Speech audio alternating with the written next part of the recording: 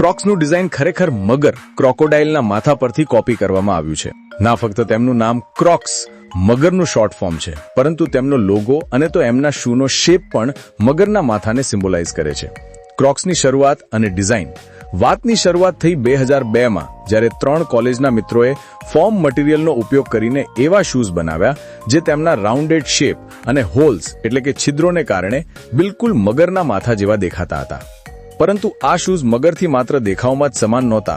મગર એમ્ફિબિયસ હોય છે, એટલે કે તેઓ જમીન અને પાણી બંનેમાં રહી શકે છે. તેવી જ રીતે આ શૂઝ જમીન અને પાણી બંનેમાં વાપરી શકાય છે. આ શૂઝ ક્રોસલાઇટ ફોર્મ નામના મટીરિયલમાંથી બને છે, જે વોટરપ્રૂફ, ટકાઉ અને લગભગ અવિનાશી હોય છે, બિલકુલ મગરની ચામડીની જેમ. ખરેખર તેમને પાણીમાં ડૂબાડવાથી કોઈ નુકસાન થતું નથી. તે પાણી પર તરે છે અને તરત જ સુકાઈ જાય છે, ઇન્સ્ટન્ટ ડ્રાય. ક્રોક્સને ખાસ કરીને બોટિંગ અને પાણીની પ્રવૃત્તિઓ વોટર એક્ટિવિટીઝ કરનારા લોકો માટે લોન્ચ કરવામાં આવ્યું હતું. પરંતુ તેની સારી પકડ, આરામદાયક ગાદી, સુરક્ષિત હીલ સ્ટ્રેપ અને સરળતાથી સાફ થઈ શકે તેવા મટીરિયલને કારણે સામાન્ય લોકો માટે પણ તે ખૂબ જ ઉપયોગી સાબિત થયા.